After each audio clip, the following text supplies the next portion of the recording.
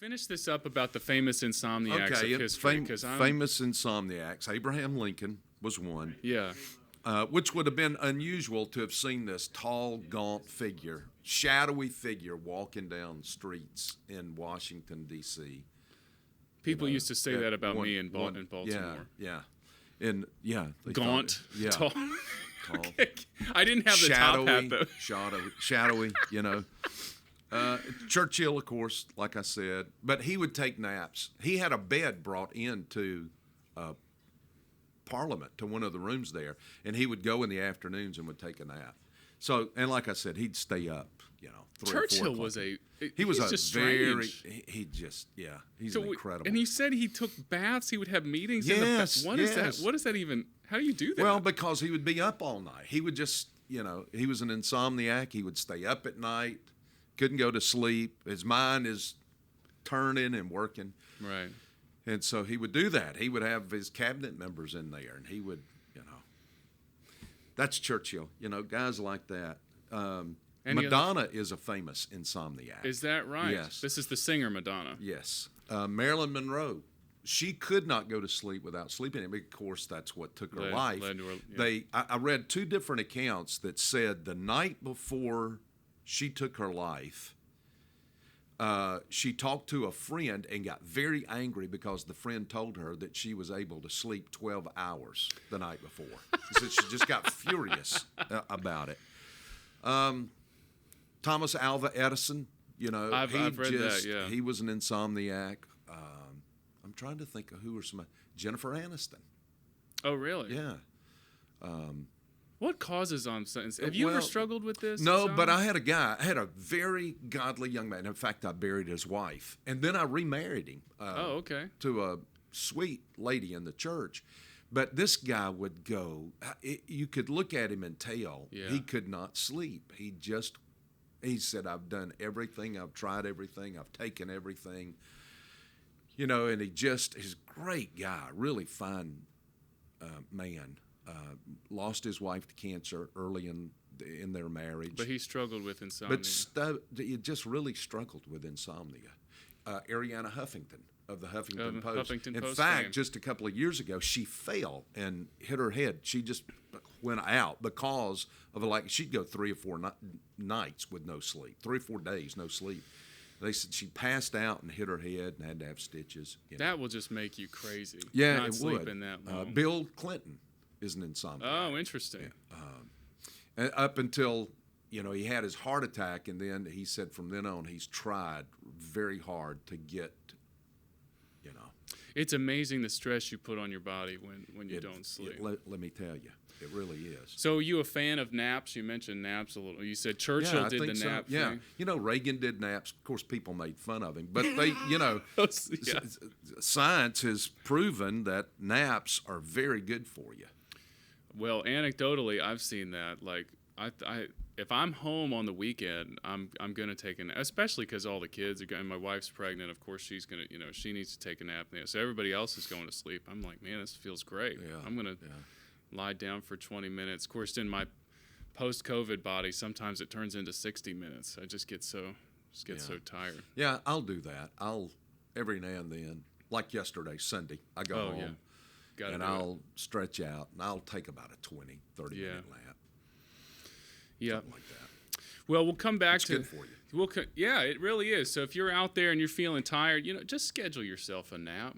Just talk to your boss. Tell him you just got to take a nap. If you're just waking up and then with an hour you want to take a nap. That's kind of that may be a bad indicator of something. Now, shout out to everybody that's tired right now. If you're catching this later, if you're in the afternoon, turn this. Just take a nap. You've got our permission.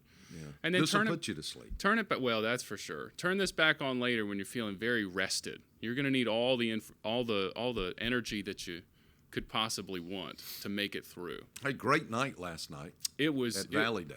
It was an awesome. You want to talk a little bit more about it? I thought it was fabulous. A children's musical last night. First children's musical you've had here in over 5 years.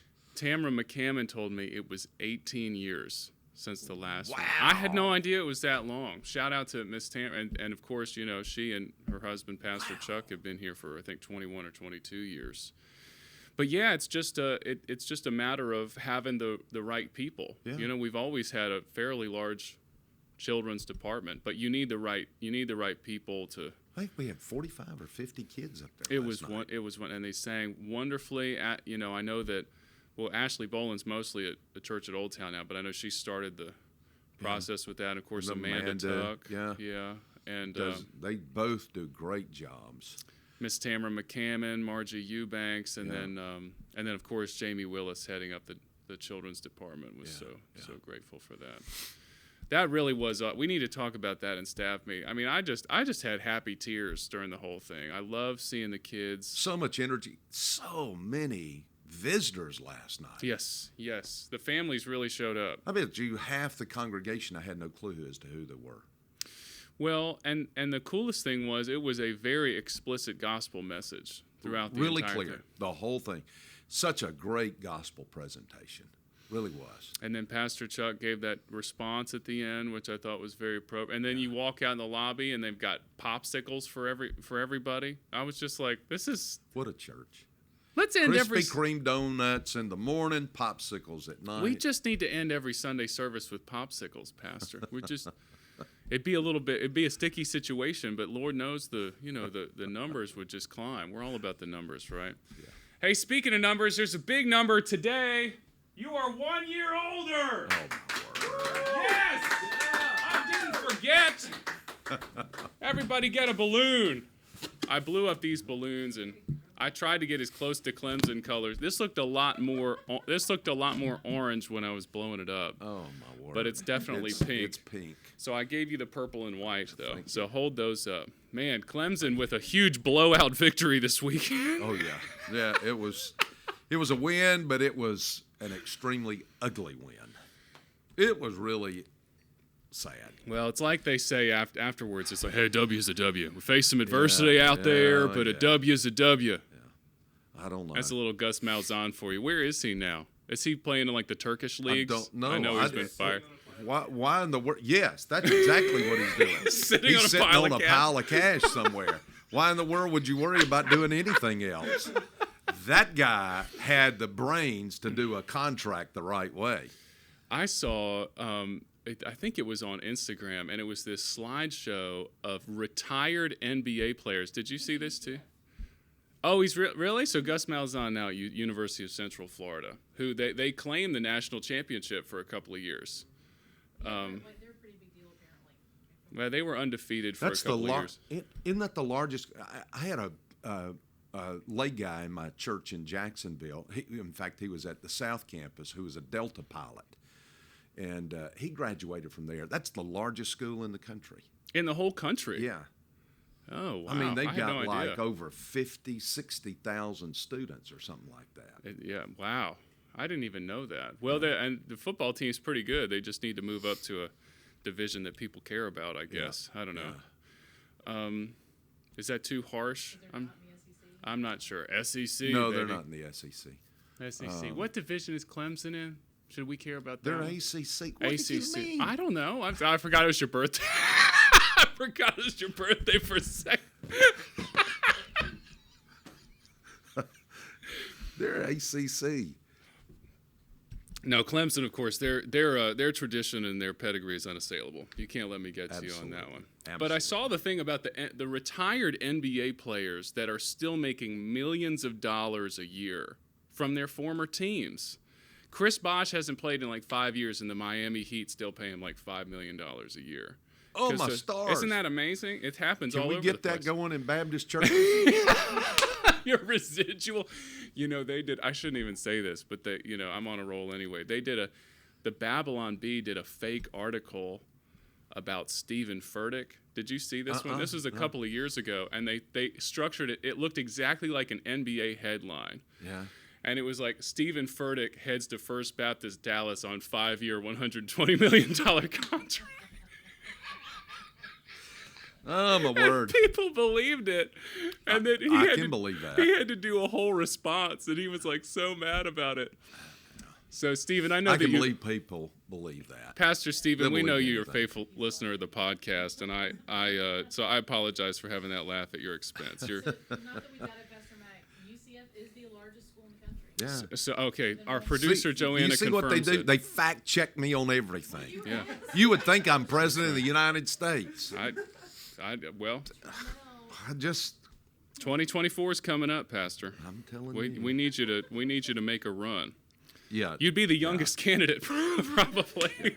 Need some more octogenarians in there to run for president of the United States. Listen, 1957. We need to take a look at this year because it's the year you were born, and we just glossed over the fact that it's your birthday. No, you didn't gloss over it. Do you have any idea what the number one song was in 1957? Was it? What is that song? It's just an instrumental. No. Wasn't it? Listen Was to it this. You want to play Name That Tune? Yeah. You can do this in 8 notes. Here you go. Yeah. You got it yet? No. It's yeah. Jailhouse Rock by the King. Jailhouse Rock. That's right. By the King, Elvis All Presley. I could think of was, I can't think now what I was even thinking. I'm too old. I can't even think anymore. I'm going to give you this other one, and I'm going to give you a hint. Jailhouse Rock. Here's the number 2 song. Ain't nothing but a hound dog. That's what I was thinking. That's another really good. A lot of Elvis hits that year. I'm going to give you this one as well. I'll give you a hint. There's some eschatological crossover here. Oh my God. You like that? What is Okay, this? here you go. Music? Oh yeah, the Big Bopper. Jerry Lee Lewis. Jerry Lee Lewis. We got to hear it. Great Balls of Fire. That guy could play a piano now. That's what I'm waiting for one Sunday morning, for you to come out there and just start. Just to whip the toes? You know, doing it on the piano. No, Steve Bowersox would be mad at me. He said, no distractions. No distractions. That would be a little much. A little Just Jerry a little. Lee Lewis would be a little much. Just a little too far, Kirkwood. All right, one more pop culture thing, since I know you love it so much. The number 1 movie in 1957. Do you know this? Wasn't Summer Place, was it? No, I didn't see that one on there. It was a good movie year. It made... It's not The Bridge Over the River Kwai. It is! Well done! The Bridge Over the River Kwai. Starring Obi-Wan Kenobi, the good Obi-Wan Kenobi, Alec Guinness. Oh, that's such a great movie. Have you ever seen it? I haven't seen it. Oh, it's a great movie. I need to watch it. Son, it will rip your heart out. I really do want to watch. Is it a World War II drama? Is that what it is? Yeah, they are in. I want to say Bataan, but I don't know if that's correct. They're on one of these islands that's ruled by the Japanese, and they've got to build this railroad. And of course, Alec Guinness, this proper British officer, we're going to do it with excellence, and we're going, I love that kind of deal. And of course, there's an American there that is committed to sabotaging the whole thing. So, one of those British movies. The Brits and the Americans. Who was it? It was George Bernard Shaw said, "We are common people. We are the same people separated by a common language." The same people separated by a common language. Yeah. That's really interesting. Yeah. Well, I do need to see that. You want to take a guess at how much? That was the number 1 movie of 1957. You want to guess how much money it made that year? Right, probably what, $50 million? 33 million dollars. So that was it, man. That was big money. Yeah, I looked it up, and in the inflation thing, now in the current administration, $4.2 billion is the. I'm just kidding. It's not that high. I thought you would call me word. Inflation for real. Well, everybody keeps complaining about the inflation thing. I just think these astronomical numbers are so funny. But no, I actually don't know how much it is. Actually, Joanna, will you look that up? Yeah. In 1957, $33 million. How much is that today? In today's money. I bet it's 100 and... Thailand. Oh, for Bridge was it of the River Thailand? Kwai. 33 mil. I'm gonna say it was 120 million. That's what I would say. 120 million dollars. That's what I would say. $1, Bob. And I'm on fire today. I think I finally got a little bit more energy. It seems like you're COVID free at this point. Lord willing. The brain fog has lifted. I know, to your chagrin, right? No. I'm glad you're back. I'm glad to be back. So you got any other celebration plans for your birthday? You guys gonna? What was your guess? We said 120. 33 million in 1957 is equivalent in purchasing power to about 321 million. Wow. 320 million. So that's 10 times. Wow. In purchasing power. Cumulative price increase of 873.55%. 873%. That's good. Wow. We have chattered about everything this morning. I know. We're not even halfway through. I'm telling you. Well, we started 15 minutes early because I had a lot to get off. We started on time. Yeah. I know. We're this doing is our this new just time. a tad early on Monday mornings. We're going to do it because some of y'all were getting up so early, just waiting breathlessly for it to begin. So we thought we would we wanted to give you as early an insomnia cure as possible. Yeah. We wanted to help you there, and yes. Also it's because we should give them a shout out because at the church at Old Town, Pastor Josh Knierim is also now doing a weekly recap, and he's teamed up with Joanna, and so that's. Now, you guys aren't streaming those live, though, right? Joanna. I knew it would. She needed, she lives for being in the podcast. But you guys aren't streaming that live. That's always just posted later. It's posted on Tuesday mornings, but they need the studio. Sure. And you guys can't see the rest of this studio, but it's massive. It's really decked out. We only have one, but I'd say it's about 10,000 square feet, wouldn't you say? Something like that? Tricked out really well. We've got church square footage. Baptist square footage, 10,000 square. 25 square feet. Well, we've got lots of special guests on the phone for your birthday, but we're just going to keep them on hold. So Dr. Jerry Vines, Dr. O.S. Hawkins, you guys just stay on hold. We'll get to y'all later. We've got to talk about the scriptures. That's funny. So let's get into the scriptures right now. Was the title of the message "Divine Disturbance"? No, but that's a good title for it. What was the actual title? I don't remember. I've been up since 4 looking at what I'm going to preach this Sunday. It was Brody, the working of God in the midst of your disturbance, or something like that. Okay. Well, you opened talking about his divine disturbance. He couldn't sleep. What kept him awake? I think it was God. I completely. I love that phrase, divine disturbance. Yeah. I texted our mutual friend Shannon Hill. Part of his testimony is that he played in a metal band, a Christian metal band called 1,000 Times Repent. It's a really metal name. And I texted him. I said, "We're starting a new metal band. We're going to call it Divine Disturbance." And he was like, "I'm absolutely in." He's in it, huh? Okay, that one went over like a lead balloon.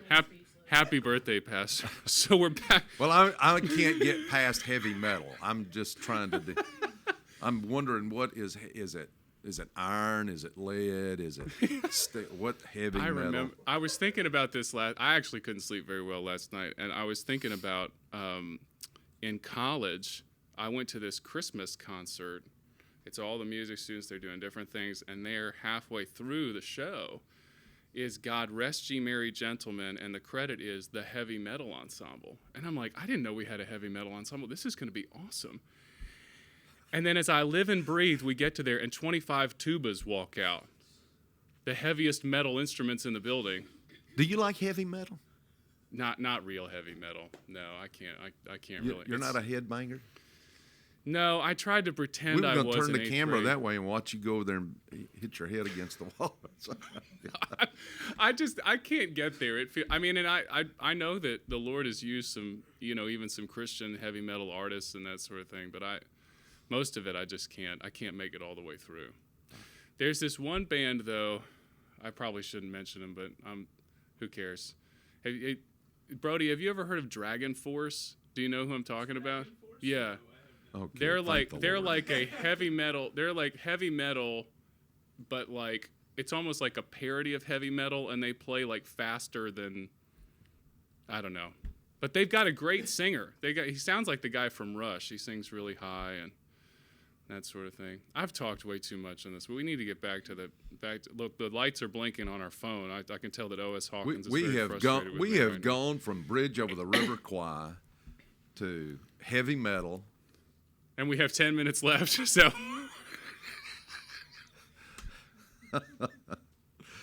boy, this is as eclectic as you can get right here. This Church eclectic. I'm just not just electric. Glad to be here. Eclectic. I'm just glad to be here. Well, this is also one of the funniest. I'm glad we started off laughing because it's one of the funniest passages in the Old Testament. It is hilarious. Yeah. This is Hebrew humor at its best. Because you get everything. You get all of the irony. I guess we can just skip to the king's got insomnia, and he ends up bringing Haman in and says, "What should we do?" Yeah. To honor the man in whom the king delights. Yeah. And Haman just ridiculous. And over Haman the top. just knows it's him. Who sure else of it. could it be? You're talking about self-centered, egotistical, arrogant pride. I mean, who else could he be talking about? Couldn't be anybody but me. He even wants the crown on the horse. Yes. He's like, I'm wearing the king's stuff, and I want the crown on the horse. Can you believe that? Man. I put the crown on the horse's head. And then Which was something the Persians would do. Right. It wasn't uncommon. They would trick out a horse. Just like, their folks in New York City trick out their car. That's right. Well, I watched the thing the other night about, this was when I was sick, and I watched this video about how they make Bentleys in England. And, they're all custom. Oh, yeah. And I was just like, man, people just love to trick out their cars, and here you go, thousands of years ago. Hey, I was in High Point, North Carolina for 7 years. Do you know there was a Bentley dealership there? Oh, a Rolls Royce and a Bentley dealership there, yes. That's old money up there in that North Carolina town. Those cars are incredible. I mean, you go a lot of places and you won't find a Bentley dealership, but there was one there in High Point, North Carolina. I'd go just to stare at them. I'd drive by that place and, man, I'd just slow up and I'd just look at those things. Golly. Well, it's amazing how, the engine, I think, is a V12. Yeah. And you're like, this is a sedan. Yeah. Why do you even need it? Just because you can. Just because you can. So this vehicle had only 1 horsepower, though, what he was riding. Just 1. 1 horsepower. But that's all he needed. It did have a crown, though. And so it ends up being, so Haman says, for this person, you need to have the highest official in the land go before. Yeah, get the highest noble, the most noble prince in the kingdom. And then, let him go and here's the thing, let him go and let him dress the guy as if he is a butler, the highest noble here he comes, who's the guy on Mr. Carson on Downton Abbey, goes in and dresses Lord Grantham. Here he is, the butler comes in to dress him. And not only that, he's going to get him up on that horse, and then he's going to lead that horse through the city square. And he's having to proclaim the whole time, he's having to herald out, this is the man. Can you imagine Haman doing this? Well, I mean, go back to what Haman had done before in the previous chapter when he gets his family together, he gets all of his friends together, and he comes in and he recounted to them the glory of his riches, the number of his sons, and every instance where the king had magnified him and how he promoted him above the princes and servants of the king. So prideful. You put that right next to what this is. This is whiplash here, man. Well, and it's not just that. This is his the most hated person for he just despises him because Mordecai is the only guy who will not. That's what he says. Yet all of the things that he just said, none of that satisfies me. Every time I see Mordecai the Jew sitting at the king's gate. And he goes to ask the king, can I please kill Mordecai? Yeah. And he leaves that conversation. Hey, I just thought I'd drop by and ask you permission to kill this guy. It's the middle of the night. And the king just opens his mouth first and starts in, hey, I want to honor. There's a guy I really want to honor. Oh, Haman think, oh, gosh, it's me. Who else could it be? It's gotta Nobody be. else. And so he tells him, he's asking him, well, what should be done? How should I honor? Well, let me think up all the things that I would love for everybody to see, because all of this is going to be public. Right. He asks it to be public. Put me in the square, through the city square, out there, and let it be proclaimed. Just speak of my glory. Let that be proclaimed out here. Well, and you said how that just shows his character is wanting to steal glory of the king. Yeah, well, it goes back to that passage up in verse 6 where it says, and Haman said to himself, well, the Hebrew is, Haman said in his heart. He's talking to himself. He's revealing his heart. This is what his heart is. His heart is not for the king. His heart is for himself. Yeah, you made a direct relation to what Satan does, as he wants the glory of the Lord. Yeah, that's exactly what you get over here. There's a passage, of course, in Ezekiel, and there's one in Isaiah chapter, is it 14? Isaiah 14, I think. I thought it was 12, but you're probably it may be 12. No. 14. You win. And your pomp and music of your harps have been brought down to Sheol. Maggots are spread as your bed beneath you. How you've fallen from heaven, O star of the morning, son of the dawn. You've been cut down to earth. You who have weakened the nations, you said in your heart, I will ascend to the heaven. I will raise my throne above the stars of God. I will sit on the mount of the assembly in the recesses of the north. I will ascend above the heights of the clouds. I will make myself like the Most High. The 5 eye wheels of Lucifer right there. That's what he wanted. He wanted God's glory. He wanted the very thing that was God's, he wanted for himself, which is exactly what, Then you got the 28th chapter of Ezekiel, where he talks about that same thing. He said, you were blameless in your ways from the day you were created until unrighteousness was found in you. What it was, your heart was lifted up because of your beauty. You corrupted by your wisdom by reason of splendor. God cast him down because he wanted the glory that went to God. Well, that's what this guy wanted. He wanted the glory of the king. Well, and that was a bold but true thing of like how satanic that is. Like for us to, like, when you desire God's glory for yourself, that is basically a demonic sin. Sure. That we all need to repent of. Yeah, how many times in the church do we give the appearance of being the servant of Christ when what we're doing is we're looking for the applause of men? Whew, that one hit me right between the eyes, Pastor. That's such a it hits struggle. all of us. All of us have to be. What are our motives? What's the motive of my heart in serving? What's the motive of my heart in doing the things that I do?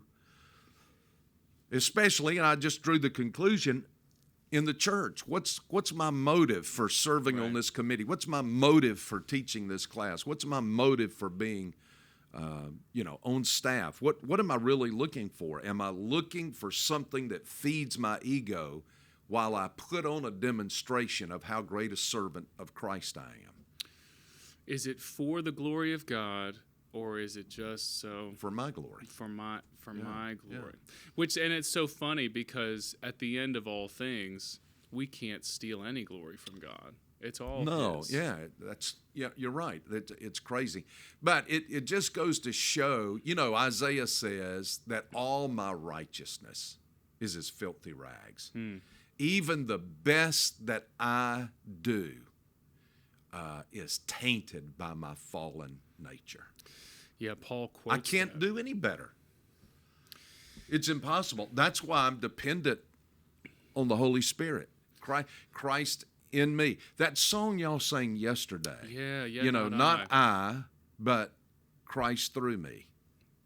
Which is and that's why Paul constantly goes back and says, I die daily. I have to put this flesh to death. Yes. I have to constantly be killing the flesh so that Christ can live through me.